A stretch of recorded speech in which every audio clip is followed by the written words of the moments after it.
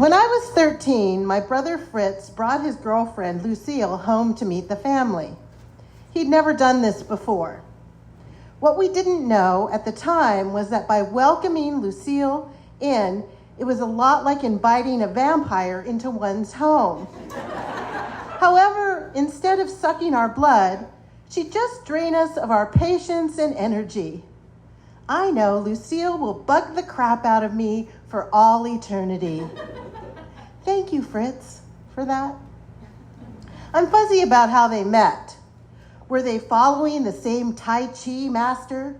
Did they meet cute at the macrobiotic food co-op? Or did they just share the same drug dealer? I don't know. Whatever it was probably the standard way free spirits met in 1970s San Francisco. Fritz was 8 years older than me, and Lucille a couple of years older than him, which should have made her sophisticated, but just made her odd. She was tall and slender, with a long horse face and tiny hamster teeth. The most remarkable thing about Lucille is her awful personality. She consistently says the exact wrong thing, makes every situation worse, and is tenacious like a bulldog.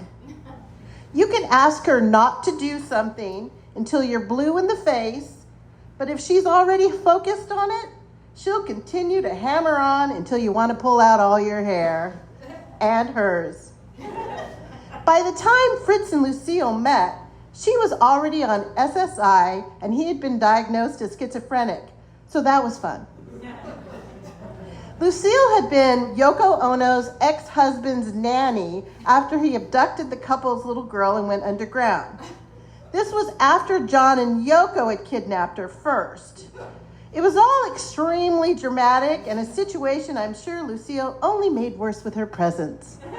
It's a gift.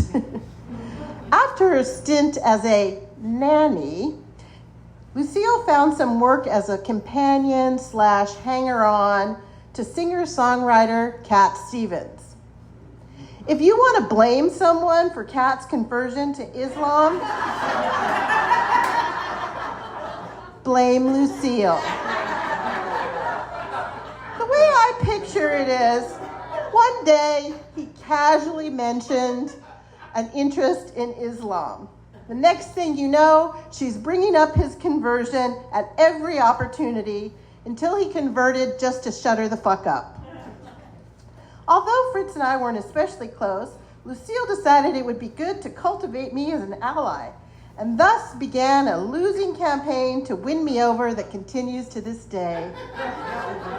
At the time, and now, I was more interested in hanging around with my friends than of being a potential sister-in-law. But that didn't deter Lucille. Oh, no.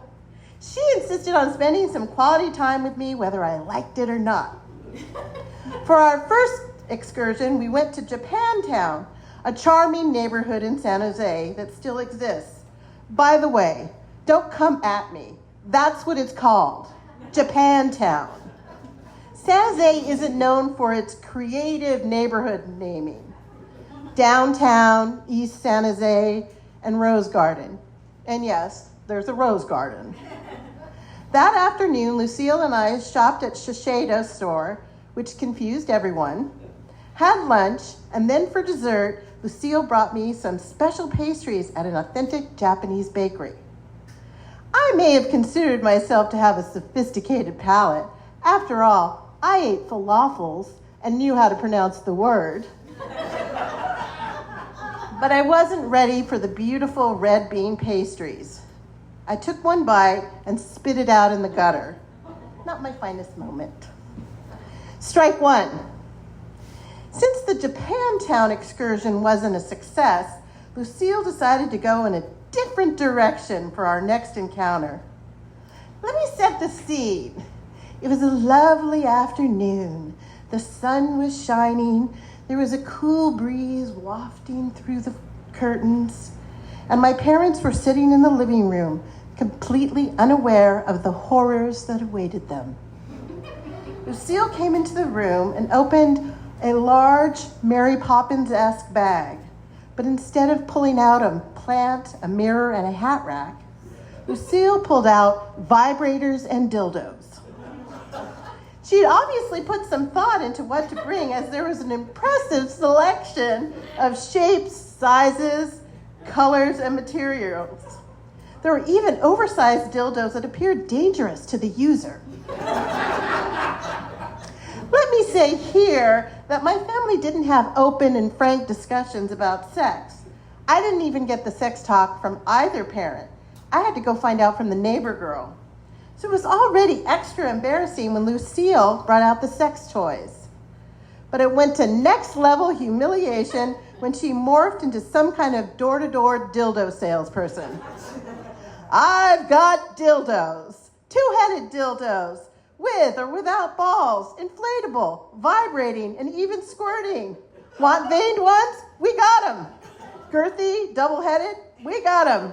Come one, come all. It's the dildo bonanza. Or maybe it wasn't that bad, but that's how it sounded to my preteen ear. You get a dildo, and you get a dildo, and you get a dildo. Since Lucille is notoriously bad at reading a room, she proceeded to plug them in and turn on all the vibrators.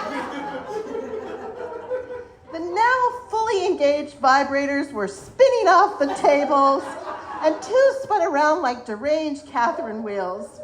Over near the stereo, two vibrators appeared to be dueling each other, and the one by the couch went up and down on its own. But that didn't beat the one on the floor that wriggled like it was a snake digesting a mouse. Oh, and the noise.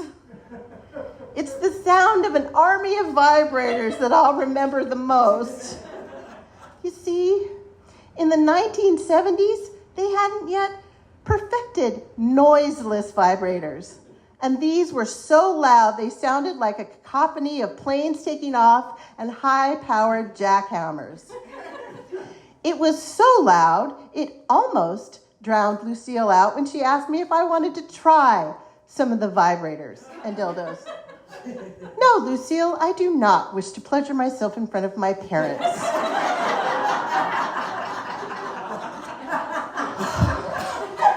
I wish the floor of our living room would open and swallow me up whole, but our wall-to-wall green carpet stayed in one piece. My proper father left the room without saying a word, but my mother continued to sit there, stunned. Eventually, Lucille realized she wasn't getting the desired response and began to put away her collection. I do have to admit, it was amusing watching Lucille run after the vibrator trying to make a break for it. Strike two. The next time Lucille came for a visit, she brought me some books. Books are good. Books are our superpower. I don't know what you're into, but you might like some of these, she said, presenting me with The Joy of Sex, More Joy of Sex, The Joy of Gay Sex, and The Sensuous Man. The Joy of Gay Sex, Sensual Man? Know your audience, Lucille. I thanked her for the books and took them the next day to the used bookstore downtown, where I sold them for fast food money. Yes, a Jumbo Jack with cheese and a Coke were much more valuable to me at the time than books with hairy 70s people doing the nasty. After striking out 3 times, Lucille retreated somewhat from her campaign to become my new bestie. Now, decades later, my parents and my brother are gone, but Lucille remains in my life. Yippee! Thanks, Fritz. Thanks for that. Shortly before he died, but after they got a divorce, Lucille became a Jehovah's Witness. Annoy people door to door? Lucille has finally found her tribe. These days, instead of inappropriate sex talk, she'll sneak in fun stories about Jesus or Bible quotes in hopes of saving my soul. Honestly, I liked the dildos and the dueling vibrators better. Thank you.